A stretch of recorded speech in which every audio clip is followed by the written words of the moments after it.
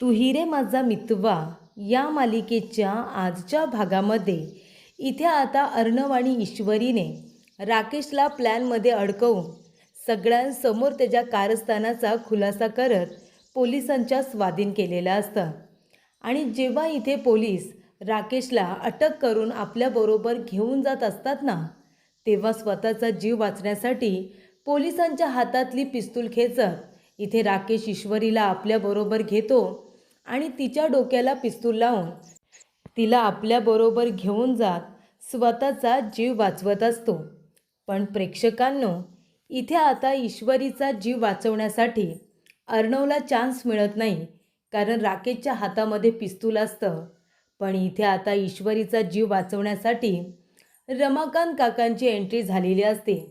रमाकांत काका मागून बांबू घेऊन येतात आणि राकेशच्या डोक्यामध्ये जोरात फटका मारतात आणि राकेशला बेशुद्ध करतात. राकेशच्या हातातून पिस्तूलसुद्धा खाली पडते आणि ईश्वरीसुद्धा तिथून आता धावत पळत जाऊन अर्णवला घट्ट मिठी मारते.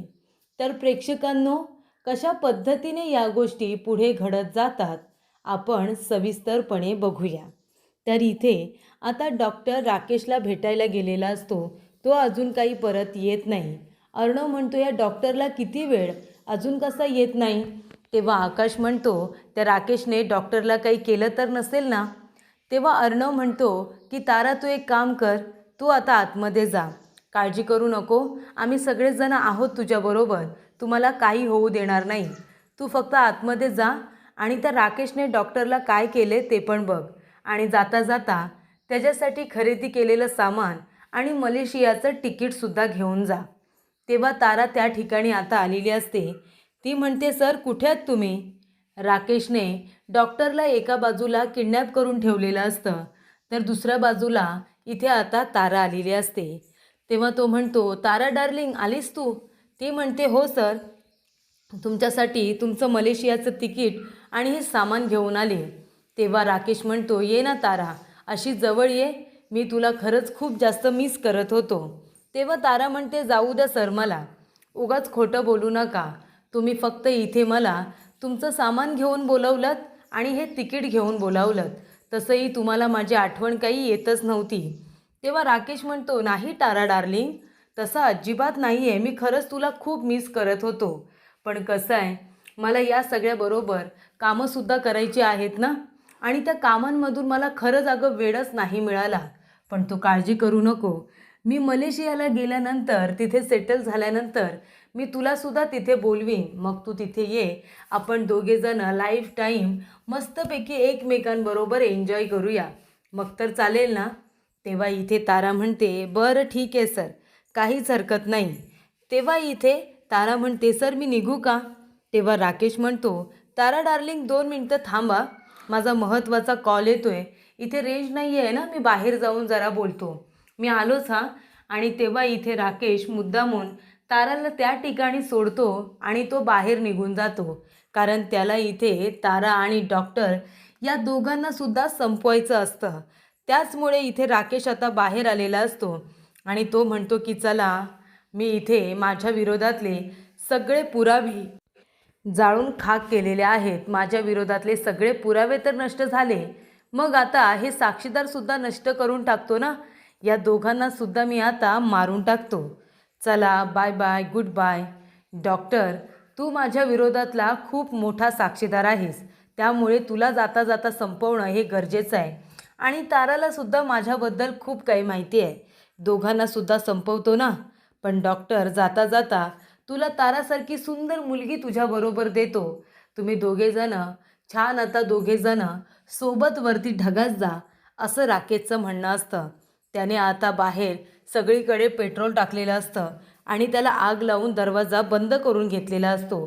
त्यानंतर इथे आगीचा खूप मोठा भडका होतो, सगळीकडे आग लागते आणि राकेश आता बाहेर पळून जात असतो. राकेशने दरवाजा बंद करून घेतलेला असतो आणि दारावरती आनंदाने जोरजोरात फटके मारतो, कारण इथे मलेशियाला जाण्याआधी त्यांनी स्वतःच्या विरोधातले काळे धंद्याचे सगळे पुरावे आणि त्याचबरोबर त्याच्या विरोधात साक्ष देणारे सगळ्या लोकांना त्याने मारलेलं असतं. तेव्हा इथे डॉक्टर आणि त्याचबरोबर तारासुद्धा या दोघांना सुद्धा तो ठेवत नाही. जाता जाता त्यांना सुद्धा मारण्याचा आता प्रयत्न करतो. आग लावून बाहेर आल्यानंतर इथे आता एक वेगळाच आनंद राकेशला झालेला असतो. तो खूप जोरात हसत असतो. खूप जोरात त्याने खूप मोठी अचीवमेंट जिंकलेली आहे असं त्याला वाटत असतं की मी खूप काही केलं आहे, मी खूप काहीतरी मोठं केलं आहे. अशा पद्धतीचा आनंद त्याच्या चेहऱ्यावरती दिसत असतो आणि म्हणूनच तो असा जोरात हसत असतो आणि आनंद व्यक्त करत असतो. तेव्हा अर्णव आणि आकाश दोघेही म्हणत असतात की काय चाललं आहे, डॉक्टर आतमध्ये गेला, तो अजून बाहेर आला नाही आहे, तारासुद्धा अजून बाहेर आली नाही आहे, नक्की काय चाललं आहे आतमध्ये. तेव्हा अर्णव म्हणतो, आकाश मला असं वाटतं आहे की नक्कीच काहीतरी गडबड आहे. आपण एक काम करूया, आज जाऊन बघूया का नक्की काय चाललं आहे ते. शिर्के तुम्ही इथेच उभे राहा, मी आणि आकाश तारा आणि डॉक्टरला बघून येतो. तेव्हा आकाश आणि अर्णव दोघेजण इथे आता आलेले असतात. त्यांनी शिर्केला सांगितलेलं असतं की काही एमर्जन्सी असेल, काहीही, तुम्ही मला लगेच कॉल करा. आणि तेव्हा आकाश आणि अर्णव दोघेजण बघतात तर काय, पूर्ण इथे त्या गोडाऊनला आग लागलेली असते. पूर्णपणे आग लागलेली असते त्या गोडाऊनला. आणि त्यानंतर प्रेक्षकांनो, इथे आता गोडाऊनला आग लागल्यानंतर अर्णव घाबरतो. त्याला असं वाटतं, अरे देवा, मी तर इथे त्या राकेशला एक्सपोज करण्यासाठी डॉक्टर आणि ताराला घेऊन आलो, पण इथे तर तारा आणि डॉक्टरचंच काही खरं नाही आहे. त्या राकेशने त्यांना मारण्याचा प्रयत्न केलेला आहे. आता या दोघांना काही झालं तर. अर्णव आणि आकाश स्वतःच्या जीवाची पर्वा न करता ते आता डिरेक्टली त्या गोडाऊनच्या आतमध्ये जातात. तेव्हा ताराला सुद्धा तिथे बांधून ठेवलेलं असतं आणि एका बाजूला डॉक्टरला सुद्धा बांधून ठेवलेलं असतं. तेव्हा अर्णव आकाश येतात, ताराला तिथून सोडवतात.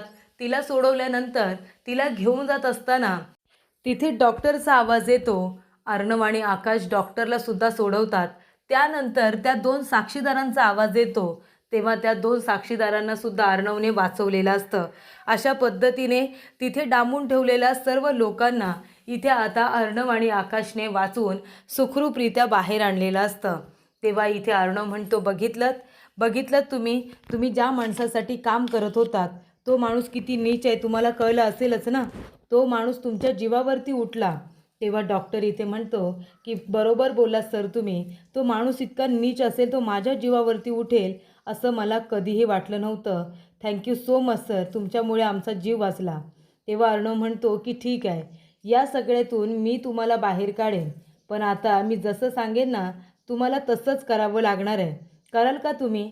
तेव्हा इथे सर्व साक्षीदार, डॉक्टर सगळेजण आता अर्णव जसं सांगेल ना त्याचं ऐकायला तयार झालेले असतात. त्याचबरोबर इथे अर्णवने आपला प्लॅन त्या लोकांना समजून सांगितलेला असतो. तर इथे मामा मार्केटमध्ये जातात आणि सेम आता ज्या पद्धतीचे सिलेंडर, गॅस इथे राकेश घेऊन आलेला असतो ना कार्बनची, त्याच पद्धतीचे सिलेंडर इथे आता मामा घेऊन आलेले असतात. पण त्याच्यामध्ये कार्बन नसतो, ती वेगळीच गॅस असते. त्याने काही कुणाचा जीव जाणार नाही हे मामांनी अगदी काळजी घेतलेली असते. त्यामुळे ईश्वरी म्हणते, अहो मामा हे काय, ते लोक घेऊन गेलेले तुम्ही परत घेऊन आलात, याच्यामध्ये कार्बन आहे ना. मामा म्हणतात, नाही ग बाई नाही, ह्याच्यामध्ये एक वेगळाच वायू आहे, त्याने आपल्याला काही होणार नाही. राकेशला संशय यायला नको ना, तो जे काही करणार आहे ते आपल्या समोर यावं ना, यासाठी मी डुप्लिकेट आता सिलेंडर घेऊन आलो आहे. तेव्हा ईश्वरी म्हणते, मामा खूप चांगलं केलं तुम्ही, आता त्या राकेशचा खरा चेहरा आहे ना तो लवकरच सगळ्यांच्या समोर येईल. तेव्हा ईश्वरी गणूबाप्पाचे आभार मानत असते की गणूबाप्पा, आज आम्ही अंजलीताईंच्या समोर राकेशचा खरा चेहरा आणणार आहोत. तुम्ही आम्हाला आमच्या या प्रयत्नांमध्ये यश द्या. राकेशने आतापर्यंत खूप गुन्हे केलेत, त्याला आता त्याच्या गुन्ह्याची शिक्षा मिळू द्या, असं ईश्वरी म्हणते की आमच्या पाठीशी खंबीरपणे उभे राहा. तेव्हा अर्णव म्हणतो, हां गणूबाप्पा, तुम्ही इथे आमच्या पाठीशी उभे राहा आणि मी सिंदोरला तुमच्या ह्या ईश्वरीला थोडीशी सद्बुद्धी द्या. तेव्हा इथे ईश्वरी म्हणते, सर मी गणूबाप्पाजवळ आहे ना थोडंसं पर्सनल बोलते, त्याच्यामुळे आहे ना तुम्ही जरा गप्प बसा. तेव्हा अर्णव म्हणतो, ठीक आहे, मी तर काही बोलतच नाही आहे. तेव्हा ईश्वरी म्हणते, एक मिनिट, आज काय तुम्ही लगेच माघार घेतलीत का, असं का लगेच का माघार घेतलीत, म्हणजे माझ्याबरोबर भांडला नाहीत तुम्ही. तेव्हा अर्णव म्हणतो, आता तुझ्याबरोबर काय भांडायचं ना, कशाला भांडायचं उगाच. तेव्हा ईश्वरी म्हणते, का पण असं का केलं तुम्ही, लगेच बॅकफूटला गेलात. तेव्हा इथे अर्णव म्हणत असतो, नाही मी सॉरी कुणाला म्हणालो, मी गणूबाप्पाला सॉरी म्हणालो, कारण मी इथे त्यांच्यासमोर वाद घातला. आणि त्यानंतर तुझ्याबरोबर जे मी काही बोललो आहे ना, की म्हणजे तुला इथे थोडीशी सद्बुद्धीची गरज आहे, ते मी बरोबरच बोललो आहे, कारण ते आहे. ईश्वरी म्हणते, अच्छा मी एवढी मोठी कामगिरी एकटीने केली आणि तुम्ही म्हणताय की मला बुद्धी नाही आहे. तेव्हा अर्णव म्हणतो, एक मिनिट थांब, मी असं का म्हणालो ते तुला कळेल. तेव्हा अर्णव ईश्वरीचा फोटो काढतो. ईश्वरी म्हणते, काय काय झालं, तुम्ही माझे फोटो का काढताय. तेव्हा इथे अर्णव म्हणतो, फोटो तर बघ ना. तेव्हा ईश्वरीने आता जेवण करत असताना जे एप्रिल घातलेलं असतं ते तसंच असतं. तेव्हा इथे अर्णव तिला म्हणतो की ते विसरलीस तू काढायला आणि गणूबाप्पाच्या समोर आलीस. ईश्वरी म्हणते, हां ठीक आहे ना, मग काय झालं, मी स्वयंपाक करत होते, मला आठवण आली म्हणून मी इथे गणूबाप्पाजवळ तशीच निघून आले. तेव्हा इथे आता ईश्वरी म्हणत असते, सर आता इथपर्यंत आलाच आहात तर गणूबाप्पाच्या पाया पडा, आशीर्वाद घ्या. तेव्हा अर्णव म्हणतो की गणूबाप्पा, आज आम्ही खूप मोठं काम करतोय, राकेशला आज आम्ही एक्सपोज करणार आहोत. माझ्या ताईच्या पाठीशी आणि आमच्या पाठीशी खंबीरपणे उभे राहा. ताईच्या समोर राकेशचं सत्य आल्यानंतर तिला त्रास होईल, पण तिला जास्त त्रास होऊ देऊ नका, हीच तुमच्या चरणी प्रार्थना आहे. त्यानंतर इथे आता अंजलीचा वाढदिवस असतो. सगळेजण खुश असतात, आनंदी असतात. केक वगैरे कट केला जातो. आकाश आणि अर्णव दोघेजण छान आपल्या बहिणीचं स्वागत करतात. केक कट केल्यानंतर पहिला घास इथे बिचारी अंजली आपल्या नवऱ्याला राकेशला भरवते, त्यानंतर आपल्या भावाला चिंटूला, त्याचबरोबर ईश्वरी, आकाश, नम्रता, मामी, आजी, मामा सगळ्यांना इथे आता नम्रताला सगळ्यांना ती केक भरवते आणि सगळेजण इथे अंजलीला केक भरवत असतात. सगळेजण तिचंसुद्धा तोंड गोड करतात. तेव्हा प्रेक्षकांनो इथे आता आकाश येतो आणि छान असा सेल्फी वगैरे काढलेला असतो. सेल्फी काढल्यानंतर मामा म्हणतात की अरे वा, चला आता छान केक कट झाला आहे, फोटो वगैरे काढलेत, आता आपण सगळेजण अंजलीला गिफ्ट देणार आहोत, गिफ्ट. मग मी काय म्हणतो, इथे उभ्या उभ्या गिफ्ट देण्यापेक्षा आपण आपल्या अंजलीला छान असं सोप्यावरती बसून सगळ्यांनी तिला गिफ्ट देऊया का. तेव्हा प्रेक्षकांनो इथे आता सगळेजण मामाचं म्हणणं मान्य करतात. अंजली छान आता सोप्यावरती बसलेली असते आणि सगळेजण तिला गिफ्ट देत असतात. आजीने तर इथे नेकलेस दिलेला असतो, त्याचबरोबर इथे मामा मामीने सुद्धा गिफ्ट दिलेलं असतं. आकाश आणि नम्रताने दोघांनी मिळून 2 गिफ्ट दिलेले असतात. त्यानंतर अर्णव आणि ईश्वरी दोघेजण मिळून आता अंजलीला 2 गिफ्ट देतात. तिच्याकडे खूप सारे गिफ्ट झालेले असतात. तेव्हा राकेश म्हणतो, अंजली मॅडम 2 मिनटं थांबा, माझं गिफ्ट बाहेर आहे, ते मी घेऊनच आलो. तेव्हा राकेश बाहेर गेलेला असतो आणि तेव्हा प्रेक्षकांनो इथे आता अंजलीने सगळ्यांना आता गिफ्ट दिल्यानंतर थँक्यूसुद्धा ती म्हणालेली असते. तेव्हा प्रेक्षकांनो गिफ्ट बघून, सगळ्यांचं आपल्यावरती असलेलं प्रेम बघून अंजली खूप जास्त इमोशनल झालेली असते. तेव्हा आकाश म्हणतो की ताई, आम्हाला माहिती आहे तुला खूप आनंद झाला आहे, पण प्लीज तू आता रडू नकोस, डोळ्यात आजच्या दिवशी तुझ्या पाणी नको. तेव्हा इथे अंजली आता गप्प बसते. तेव्हा प्रेक्षकांनो इथे आता आकाश काय म्हणतो, बरं चला दीदीचा बड्डे आहे तर आपल्याला सेलिब्रेट करायला पाहिजे ना. तेव्हा सगळेजण म्हणतात, हो हो अगदी बरोबर, सेलिब्रेट करूया. तेव्हा आकाश म्हणतो, चला मग डान्स करा, सगळ्यांनी इथे कपल डान्स करा. तेव्हा अर्णव म्हणतो, ठीक आहे, सगळ्यात आधी तुम्ही दोघांनी करा. तेव्हा इथे आता लगेच ईश्वरी म्हणते, हो अगदी बरोबर, सगळ्यात आधी तुम्ही दोघांनी डान्स करा. तेव्हा इथे आकाश म्हणतो, अजिबात नाही, मी नाही करणार, तुम्ही दोघांनी आधी डान्स करायचं आहे. तेव्हा इथे मामा म्हणतात, चला आता सगळेजणच डान्स करणार आहेत तर मग आपणसुद्धा वल्लरी डान्स करूया ना. तेव्हा ती म्हणते, नाही अजिबात नाही, मला काही डान्स वगैरे करायचा नाही आहे. तेव्हा आजी म्हणते, वल्लरी अगं असं काय करतेस, जर आम्ही इतक्या प्रेमाने म्हणतोय तर डान्स कर ना. तेव्हा प्रेक्षकांनो इथे आता अर्णव म्हणत असतो की आजी, आम्हीसुद्धा प्रेमाने म्हणतोय तर मग तू पण डान्स करायला ये ना. तेव्हा इथे सगळेजण आता डान्स करायला नाही नाही म्हणत सगळ्यांनाच आता डान्स करायला घेतलेली असते. तेव्हा प्रेक्षकांनो इथे आता मामा मामी, त्याचबरोबर आकाश, नम्रता आणि त्याचबरोबर ईश्वरी, अर्णव हे सगळेजण आता डान्स करत असतात, छान असा कपल डान्स. तेव्हा प्रेक्षकांनो इथे अर्णव आपल्या बहिणीलासुद्धा डान्स करायला घेतो, ती पण थोडाफार डान्स करते आणि अचानकपणे खिडकीमधून धूर यायला सुरुवात होते. खिडकीमधून धूर आल्यानंतर तो धूर आता घरामध्ये शिरकाव करतो. घरामध्ये आता धूर आल्यानंतर इथे मामा, मामी, अर्णव, ईश्वरी, आकाश, नम्रता सगळ्यांच्या नाकातोंडामध्ये धूर गेलेला असतो. सगळ्यांना खोकला येतो. सगळेजण खोकायला लागतात आणि तिथल्या तिथे बेशुद्ध झालेले असतात.